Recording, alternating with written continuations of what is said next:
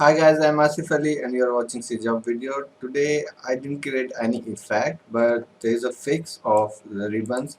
When you create ribbon effect and you put into the viewport, usually this shows like this ribbon has some issues, and I have fixed that. So this is the original effect that should look like this. So these two effects are similar, not similar, exactly same actually, but in this ribbon we have the issue in viewport. In this ribbon I have fixed that. So how I fixed that issue?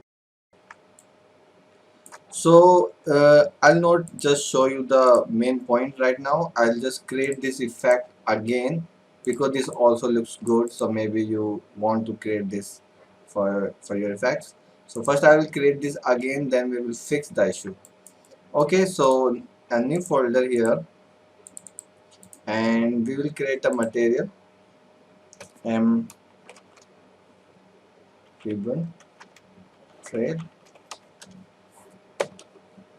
and in this material I will use a texture coordinate